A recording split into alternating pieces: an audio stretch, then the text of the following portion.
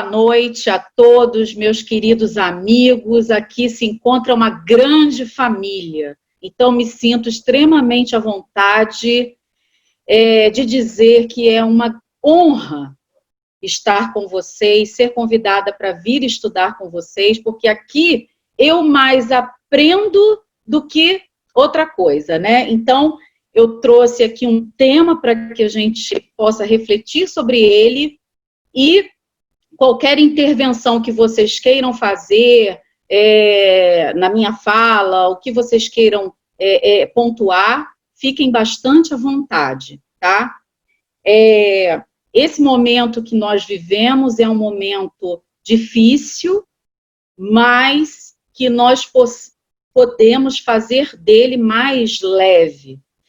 E essa tecnologia que nos favorece tanto agora, que nos proporciona esses momentos juntos, dos nossos irmãos de ideal, né? Isso acalenta muito os nossos corações. Então, agradeçamos a Deus por podermos desfrutar dessa tecnologia tão bendita nesse momento para todos nós. E eu vou contar aqui por que eu escolhi esse tema. Na verdade, a gente estava voltando de um passeio com a Vânia, passeio para Búzios. E como ela costuma fazer, ela abriu uma página para que a gente escutasse no ônibus, uma página maravilhosa do Pastorino. E essa página fixou na minha mente de uma maneira que eu pensei, isso aí dá um estudo. Então, eu falei assim, bom, vou anotar a página e depois eu vou refletir sobre ela.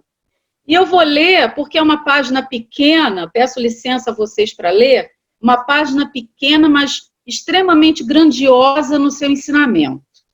É do livro Boa Ideia, do Carlos Torres Pastorino.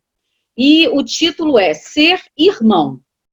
O vocábulo irmão lembra igualdade, convívio, partilha e união. Você chama todos de irmãos, considerando que todos somos filhos do mesmo pai. Muito bem. A teoria na prática é a mesma? Qual é o tipo de relacionamento que você mantém com os irmãos carentes ou os mais necessitados? Você se mantém próximo ou distante deles? Ajudar é compartilhar. Experimente sentar-se ao lado daqueles que recebem o seu donativo ou o amparo da sua instituição. Seja irmão mesmo, converse com eles, dê atenção, respeito, afeto, aproxime-se do seu irmão. Então, quando a nossa querida Vânia, ela leu esse trecho do Pastorino, o Pastorino também, eu adoro, né, as mensagens dele, eu fiquei refletindo de que maneira nós estamos praticando aquela caridade que Jesus nos ensinou. Será que eu, fiquei pensando comigo, né? Será que eu estou me aproximando do meu próximo? Será que eu estou compartilhando com ele os seus sofrimentos? Ou apenas eu vou lá, compro uma cesta básica, entrego e não sei nada sobre aquela família, não sei sobre quem está recebendo, enfim. Esse trecho aí do Pastorino me levou a muitas reflexões. E partindo dessa mensagem, eu procurei refletir primeiro nos sentimentos que ainda nos impedem ou que já nos impediram de praticar uma boa ação.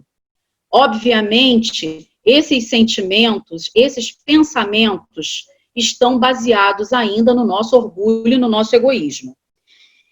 São pensamentos assim, vejam se vocês já escutaram isso de alguém, ou se vocês mesmos pensaram.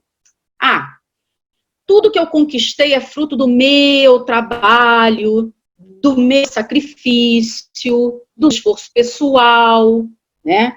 Será, gente? Será que tudo que nós conquistamos nessa encarnação é fruto apenas do nosso esforço e do nosso trabalho? Será que nós não podemos pensar que tem pessoas, né, que nos apoiam, tem pessoas que estão por trás e que estão nos dando esse apoio para que a gente cresça.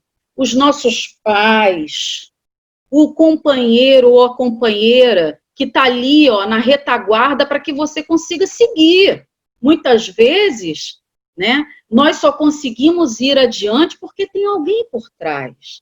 Tem alguém que está pagando um curso para mim, ou pagou, tem alguém que está cuidando do meu filho, e aí a gente consegue, ó, ir adiante. Que seja um parente, que seja um amigo, que seja um vizinho.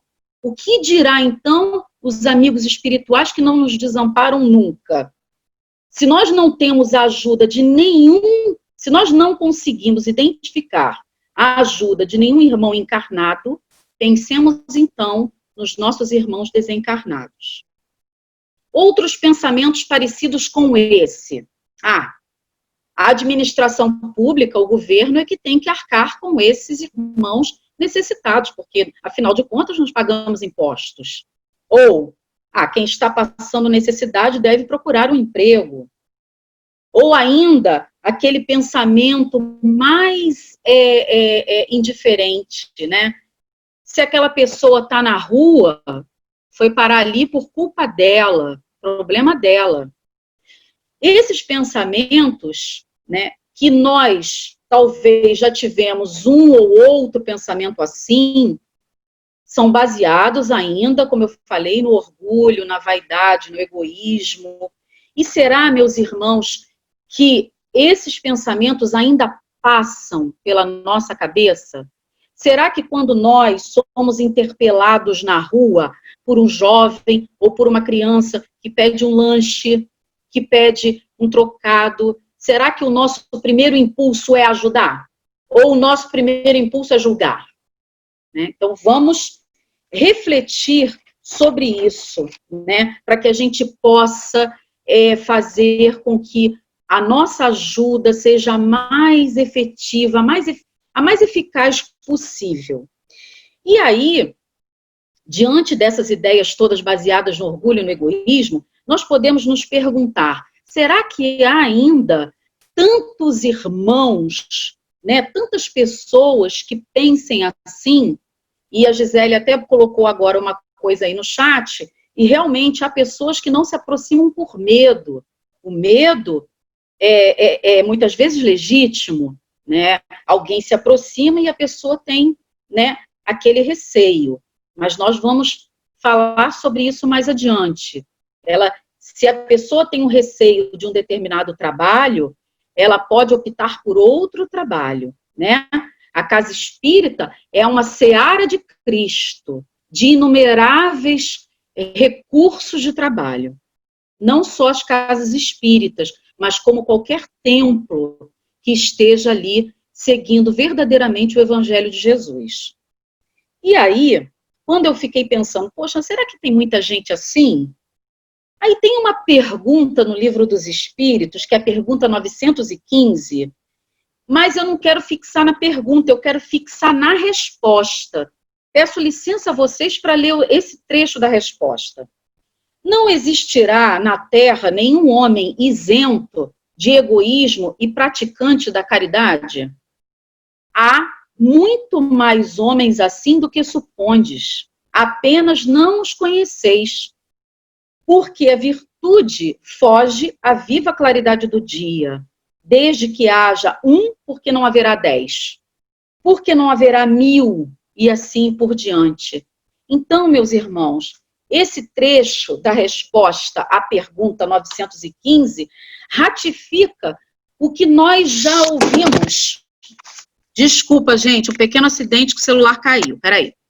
Então, ratifica o que nós já ouvimos falar sobre o bem ser ainda silencioso, né, enquanto o mal faz um alarde, né?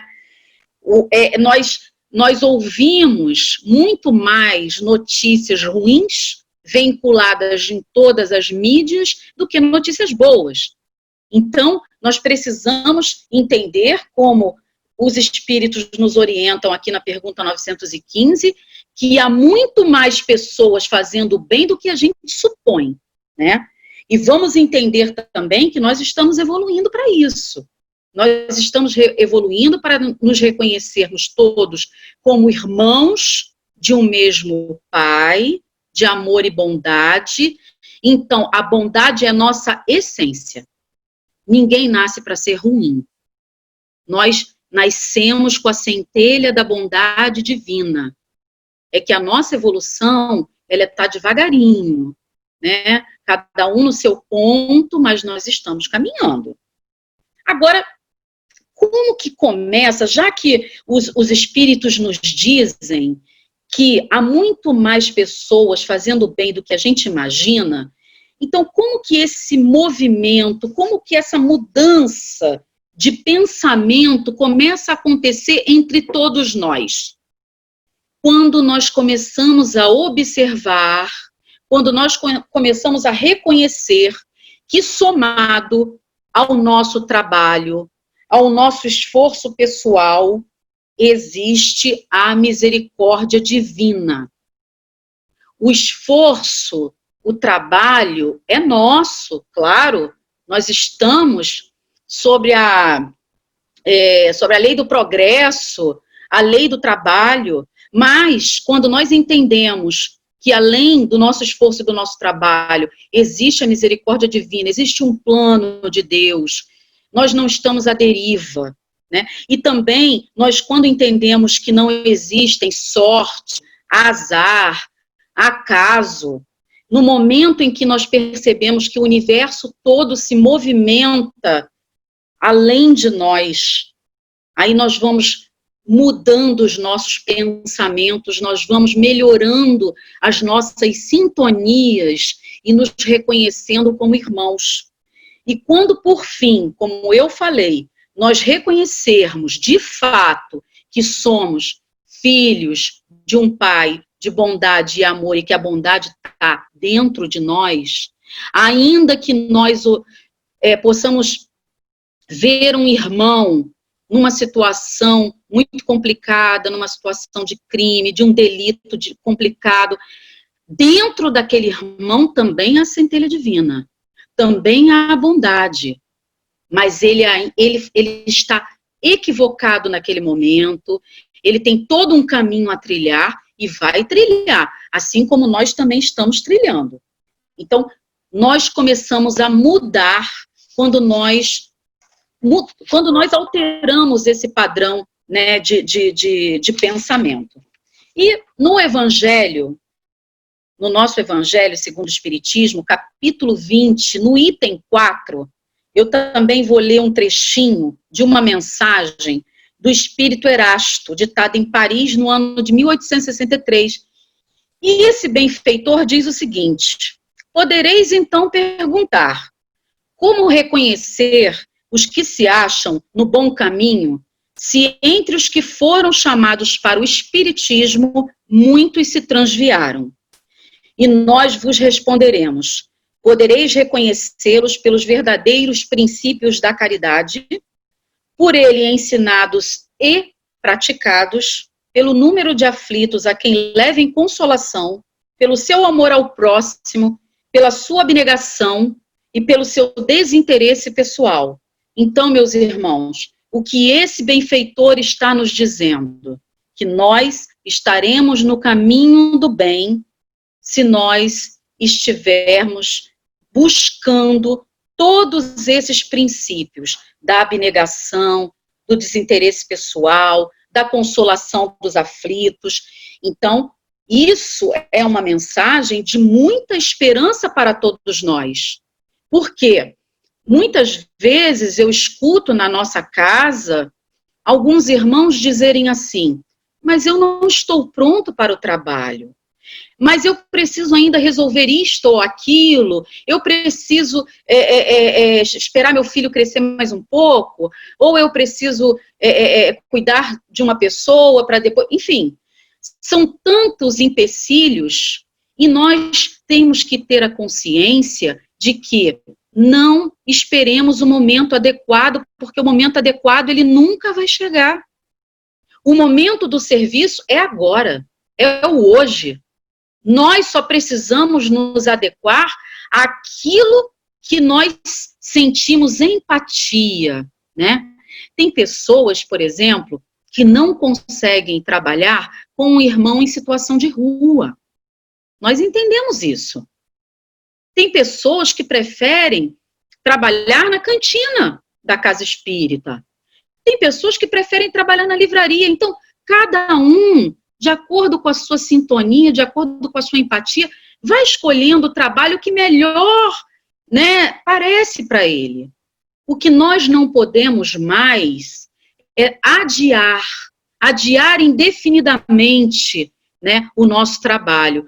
Porque a regeneração que nós tanto esperamos e ansiamos por ela não será de uma hora para outra, no sentido de que o mundo se regenerou. Não. Nós vamos nos regenerar primeiro, e a regeneração do mundo depende da nossa própria regeneração. Então, meus irmãos, quanto mais nós acelerarmos esse processo dentro de nós, quanto mais nós trabalharmos para isso, mais rápido nós estaremos aí entrando aí no mundo de regeneração. Ainda no Evangelho segundo o Espiritismo, no capítulo 13, há uma mensagem que nos fala sobre a caridade material e a caridade moral. Existe uma distinção entre esses dois tipos de caridade. Na caridade material, eu dou daquilo que eu tenho. Da caridade moral, eu dou daquilo que eu sou. Então vejamos, meus irmãos, a caridade material, ela nos parece, de certo modo, um pouco mais fácil, porque dar aquilo que nós possuímos materialmente me parece menos complicado do que dar algo abstrato, do que dar algo que sai do nosso sentimento. Por quê? Porque, meus irmãos, se eu não sou uma pessoa carinhosa, como que eu vou dar carinho? Se eu não sou uma pessoa generosa, como que eu vou sentar com meu irmão necessitado e dizer para ele: o que mais você precisa, meu irmão? Me conte a sua vida, olho no olho. Fala para mim do teu desespero, do teu desengano. Se eu não tenho paciência, como é que eu vou fazer isso? Então, por isso há essa diferença, né, entre a caridade moral e a caridade material. Mas vamos falar um pouquinho da caridade material, porque a caridade material, que nós temos visto aí muito nesse momento da pandemia, muitos grupos estão se solidarizando, muitos grupos estão se organizando para poder ajudar, e é um movimento muito bacana que nós estamos acompanhando, né? Mas vamos pensar o seguinte: a caridade material, antes de qualquer coisa, ela precisa ser cuidadosa. E por que ela precisa ser cuidadosa? Porque nós devemos ter o cuidado, meus irmãos, de não humilhar aquele que está recebendo a nossa ajuda. Sabe por quê? Porque essa pessoa, ela já está tão desgastada pela própria situação que ela está vivendo. Imaginem vocês, meus irmãos, no meio dessa pandemia, imaginem uma pessoa que é arrimo de família, perdeu o emprego, né? Imagina, essa própria situação já causa uma tristeza tão grande para essa pessoa, que é nosso dever, quando ajudarmos, fazermos da forma mais sigilosa que nós conseguirmos fazer, da forma mais cuidadosa, né, que nós conseguirmos fazer. Então, nós precisamos ajudar sem constranger. Assim como Jesus nos ensinou, né? Não saiba a vossa mão esquerda o que dá a direita. Então, precisamos ter esse cuidado. Se, de todo modo, nós não pudermos ajudar materialmente, se a nossa situação também se modificou durante esse período, se as coisas estão difíceis, mas nós podemos compartilhar ideias, nós podemos compartilhar nas redes sociais coisas boas, positivas, nós podemos compartilhar uma campanha bacana, podemos.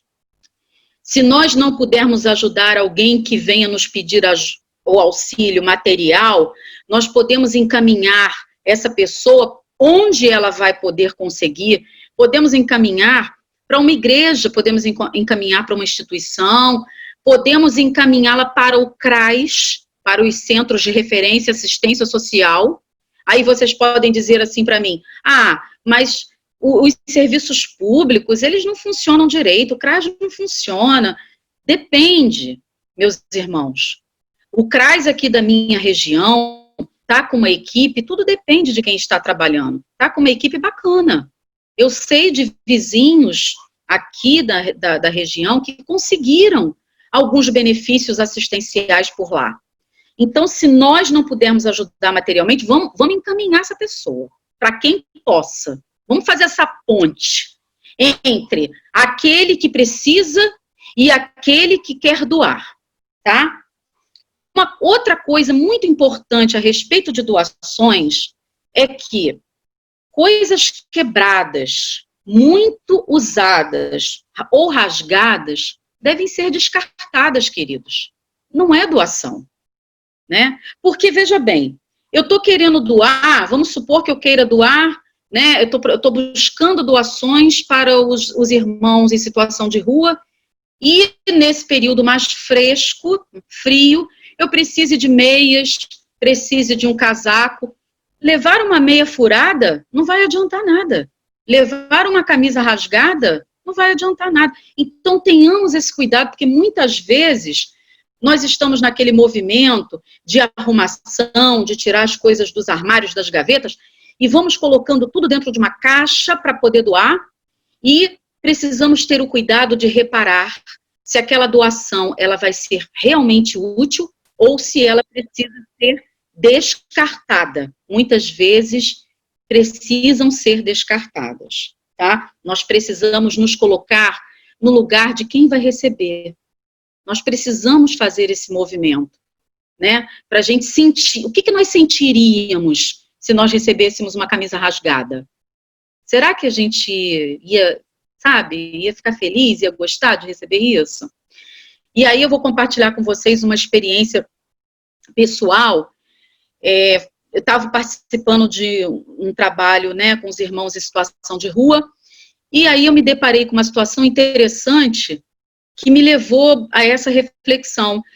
Um colega ofereceu uma sopa para a pessoa que estava ali na rua, né, e a pessoa recusou a sopa. Aí eu olhei, eu achei tão estranho, eu falei, meu Deus, mas será que a pessoa não está com fome? Está recusando a sopa? Eu fiquei meio incomodada com aquilo. Depois, em casa, refletindo, eu pensei assim, caramba, tá um calor danado. Isso foi no verãozão, um calor danado, a sopa estava quente. De repente, foi por isso que ele recusou, ia enjoar o estômago, alguma coisa assim. A gente tem que pensar que não é porque o irmão está ali na rua que ele não tem os seus gostos, suas vontades, os seus sonhos. Meus irmãos, imaginem o que é você estar sentado numa calçada e olhar para dentro de uma lanchonete e ver aquela quantidade de salgado, de suco, de bolo. Eu que sou gulosa, então, nossa senhora, eu ia viver sonhando com aquilo ali, entendeu? Então, assim, a gente precisa se colocar no lugar do outro, né? E aí, antes de julgar, vamos tentar entender por que aquele irmão teve uma determinada atitude, né? E ainda no capítulo 13, o Evangelho nos fala que a caridade pode ser feita também por pensamentos e palavras. E aí nós vamos para a caridade moral, como a gente falou anteriormente, né? E a primeira coisa que me veio à cabeça quando eu estava refletindo sobre esse estudo, Caridade moral, eu fiquei pensando, nós precisamos evitar a todo custo a indiferença. Quando nós auxiliarmos, né, alguém diretamente, se nós tivermos a oportunidade de estar com essa pessoa, né, se nós tivermos a oportunidade de saber o problema dessa pessoa, vamos procurar saber. Não vamos ficar indiferentes. Sabe por quê, gente? O problema da indiferença é um problema tão sério que nós deveríamos refletir sobre isso com muita seriedade. Eu lembrei de uma frase que está no prefácio do livro chamado Homens Invisíveis, Relatos de uma Humilhação Social. Aliás, esse livro é um espetáculo, tá? É muito bacana, é um livro que fala sobre a experiência desse psicólogo Fernando Braga. Ele se vestiu de gari e passou a conviver com os garis para saber como que é a experiência deles, como que é o trabalho, enfim. E ali ele fala também quantas pessoas são invisíveis na sociedade, não só os garis, os moradores de rua, os porteiros, os motoristas de ônibus, enfim, uma infinidade de cidadãos, irmãos nossos, irmãos. Então, no prefácio desse livro, há uma frase que me impactou. Ele fala o seguinte: a humilhação crônica quebra o sentimento de possuir direitos. Então, é como se o corpo e a alma dessa pessoa estivessem presos numa expectativa de mais um rosto virado, de mais um não, sabe? De mais um... de um desvalor, né? A pessoa vai se acostumando com esse desvalor, vai se acostumando a não ser aceita, vai se acostumando à falta de entendimento e afeto. E quando você chega perto de uma pessoa nesse nível, que ela já não se sente pertencente mais à sociedade, às vezes é difícil até você fazer essa ponte, você chegar até ela, porque ela já está tão reativa, porque ela já sofreu muita humilhação, então precisamos evitar a indiferença, evitar. Vamos ficar atentos quando nós formos ajudar, vamos ficar atentos, né? E conversar, dar atenção, né, ao problema daquela pessoa, isso é o ajudar e compartilhar que o pastorino está falando para a gente. E a caridade, ela não tem horário, nós sabemos que dar um bom dia também é uma caridade, dar um sorriso é uma caridade também, ceder o seu lugar é uma caridade, ser gentil é uma caridade, ouvir o irmão com educação é uma caridade. E agora que nós estamos recolhidos, né, eu prefiro usar essa palavra recolhidos do que isolados ou confinados. Gente, o nosso lar é um lar de amor. Pode ser que hajam lares com dificuldades, eu sei que tem, eu sei que nós também temos as nossas, mas o nosso lar é o reduto de amor que o Pai nos proporcionou nessa encarnação. Então, nós não estamos confinados, não estamos isolados, porque a bondade do Pai, ela nos engrandece todas as manhãs com o sol, com o vento, com a chuva, com as plantas, com os amigos, com a tecnologia, né? Me engrandece nesse momento em que eu estou junto de vocês pelo coração, então eu só tenho que agradecer, não é? Então nós estamos apenas recolhidos no lar de amor que Jesus projetou para nós, né? Então, nesse momento que nós estamos recolhidos, nós podemos fazer reunião pelo Zoom, nós podemos estudar, nós podemos telefonar para as pessoas, nós podemos mandar mensagem, e nós podemos ser a estação terminal das notícias ruins.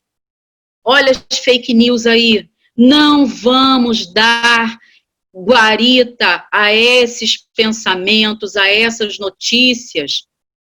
Nós, espíritas, cristãos, precisamos nos posicionar contra os sentimentos de raiva, nós precisamos transformar.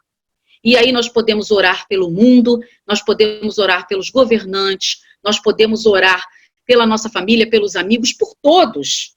Nós podemos muito. A prece, ela é uma das maiores caridades, né? A prece intercessória, ela tem um valor imenso, imenso. Então, nós nem sabemos exatamente o quanto nos ajuda, né? E a outras pessoas também, uma prece. Então, nesse momento, vamos rezar, vamos orar, né? E vamos orar também pelos nossos irmãos que estão desencarnando agora e retornando à pátria, porque na pátria espiritual, nós, com certeza, sabemos que o trabalho deve estar assim, ó, incessante na pátria espiritual. Né? São muitos irmãos que estão chegando agora, nesse momento. E nós devemos orar por eles. Eu queria contar uma historinha rapidinho. Na verdade, são duas histórias para a gente ir caminhando para o final das nossas reflexões. A primeira história é de Eurípides Barçanufo. Eurípides foi uma personalidade muito importante para o movimento espírita, né, cristão, e na biografia dele consta que, certa vez, Eurípides teve um sonho. Ele sonhou que ele estava numa paisagem muito bonita, ele sonhou com uma paisagem muito bonita, e nessa paisagem aparecia a figura de Jesus. Mas essa paisagem estava assim, distante dele. E aí ele vai contemplando, olhando, e percebe que Jesus chorava. Jesus chorava, Jesus estava triste. E Eurípides pergunta para ele, isso no sonho: por que choras, Senhor? Acaso choras pelas pessoas que não conhecem o teu evangelho? E Jesus responde: não, Eurípides, eu choro pelas pessoas que conhecem e não praticam o meu evangelho. E Eurípides, ele acorda no susto com esse sonho. E desde então, ele começa a trabalhar incansavelmente no movimento espírita, no atendimento aos necessitados. E olha que situação interessante, né? Eurípides viveu na época em que houve a gripe espanhola, né? No ano de 1918. E Eurípides, ele tinha uma farmácia homeopática em que ele atendia as pessoas e passava medicamento e aquela coisa toda. E Eurípides contraiu a gripe espanhola. Aliás, ele desencarnou com a gripe espanhola. Ele desencarnou em 1918, com 38 anos. Mas ele trabalhou muito. A biografia dele é muito bacana, muito bacana. E aí, além do Eurípides, eu achei legal contar essa história do Eurípides, rápida, para que a gente lembre que nós estamos no meio de uma pandemia também. Eurípides, ele não teve medo. Ele saiu, foi trabalhar e atender e aquela coisa toda, enfim, era um outro momento. Nós estamos no meio de uma pandemia grave, mas nós, tomando todas as precauções possíveis, não podemos parar de trabalhar. Como o grupo Joaquim Murtinho está aqui. Aqui é um trabalho. Todos aqui deixaram os seus afazeres e vocês disponibilizam toda semana essa reunião para que as pessoas possam sorver o evangelho, né? As palavras do evangelho, porque a gente está falando de Jesus. Então, e falando de Jesus, eu queria contar também a história de uma mulher. Essa mulher, gente, essa mulher é fantástica, né? A dona Aparecida Conceição Ferreira, ou vovó Cida, como ela era chamada. Dona Aparecida, ela era enfermeira do setor de isolamento da Santa Casa de Uberaba, em Minas. Logo aonde? Uberaba. Em 1957. Olha o que aconteceu com essa enfermeira.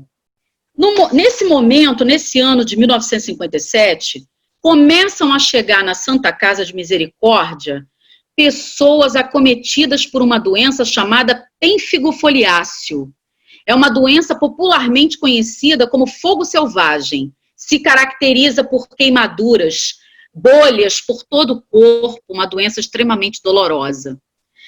Devido à falta de informações, dificuldades de tratamento e até do preconceito mesmo, a Santa Casa resolveu dar alta aos pacientes portadores dessa doença. E Dona Aparecida enlouqueceu com isso, porque eles não tinham a mínima condição, eles não tinham para onde ir, eles não tinham com quem morar, eles não tinham quem cuidasse deles. O que a Dona Aparecida fez? Pediu demissão, levou todos para a casa dela. Gente, quando eu li isso, eu fiquei imaginando a cara da minha família se eu chegasse com 12 pacientes aqui de fogo selvagem e falasse assim, ó, vai todo mundo ficar aqui que eu vou tomar conta deles. Entendeu? Então, assim, ela não pensou nas consequências, ela não pensou em nada, ela levou. É óbvio que isso trouxe um transtorno enorme para a vida dela. A família não quis saber, entendeu? Ninguém apoiou ela. Ela teve que sair da casa dela e conseguiu, de doação, um balcão para ficar com eles. Ela se virou aos 30, meus irmãos. Mas, como Deus nunca desampara a gente, quando ela estava a ponto de desistir dessa missão, porque ela chegou até a ser presa, porque ela vivia pedindo contribuição, esmola nas ruas, e denunciaram ela, dizendo que ela estava pedindo esmola para uma instituição que não existia. Mas, na verdade, ela queria criar uma instituição, que é o Hospital do Fogo Selvagem. E aí, nesse momento, ela chega logo para quem? Chico Xavier. E fala para ele, Chico, eu vou ter que desistir, não tenho mais condições de ficar com eles. Aí Chico, naquela tranquilidade dele, diz para ela o seguinte, minha filha, você continue, porque esta é a sua missão. Eu vou te ajudar. Olha aí o ajudar e compartilhar. O que Chico Xavier fez? Chico Xavier entrou em contato com os amigos dele do Rio de Janeiro e de São Paulo, que já tinham ido, né, em Uberaba, procurar a ajuda dele, e eram pessoas que tinham uma situação razoável. Olha, em poucas semanas chegaram caminhões de recursos e montaram o hospital. O hospital foi montado e existe até hoje. Só que o hospital hoje não é mais, só que hoje não se chama mais Hospital do Fogo Selvagem. Hoje se chama Lar da Caridade. Existe até hoje. E tem lá a homenagem à Dona Aparecida. Se vocês tiverem curiosidade, entra no site, é muito legal a história. Né? Eu quis trazer a história da Dona Aparecida. Gisele, eu acho que ainda é em Uberaba, tá? Eu posso até ver para você, mas eu acho que ainda é lá, porque eles disseram que só mudou o nome, tá lá no site. E eu quis trazer essa história para ilustrar para nós como um desejo firme no bem movimenta forças. Gente, às vezes, vocês já passaram por isso. Eu tenho certeza que todos vocês já passaram por isso. Às vezes a gente precisa alcançar um objetivo. A gente não tem nada, não sabe nem por onde começar. Aí começa a vir um recurso aqui, um recurso ali, um outro recurso. um outro recurso, junta tudo e dá certo. E dá certo. Então, o desejo firme no bem. É isso que a gente precisa sedimentar no nosso coração. Sedimentar, né? E quando a gente não tiver possibilidades de conhecer a história da instituição ou de nos aprofundar em alguma ajuda que estejamos fazendo, porque às vezes não temos mesmo, né? Às vezes a gente vai um pouquinho ali, um pouquinho acolá e a gente não consegue. Mas quando nós não tivermos essa possibilidade, vamos compartilhar pelo menos, vamos compartilhar. Olha, fulano de tal está precisando de alguma coisa, Beltrano está precisando de outra, né? Vamos compartilhando essas coisas boas, tudo isso que nos enriquece, né? Tudo isso que nos faz bem. E para terminar, eu vou ler um trechinho. Isso aí, verdade. Tem até aquela afirmação que diz, né, quando o trabalhador está pronto, o serviço aparece, e aparece mesmo. E aí eu queria compartilhar com vocês uma letra de uma música que eu gosto muito, para a gente finalizar a nossa reflexão. Eu não vou ler a música toda, mas apenas uns trechos. O nome da música é Novo Tempo, de Ivan Lins. Eu não vou cantar porque eu não fui agraciada com esse dom nessa encarnação, né, gente? A Vânia até poderia cantar, né, Vânia? Vânia poderia cantar. Da próxima vez a gente combina. Vamos lá. No novo tempo, apesar dos castigos, estamos crescidos, estamos atentos, estamos mais vivos para nos socorrer. No novo tempo, apesar dos perigos, da força mais bruta, da noite que assusta, estamos na luta para sobreviver, para que nossa esperança seja mais que vingança, seja sempre um caminho que se deixa de herança. No novo tempo, apesar dos castigos, de toda fadiga, de toda injustiça, estamos na briga para nos socorrer. Então, meus irmãos, meus amados, meus queridos, estamos aqui para nos socorrer, para nos amar, né?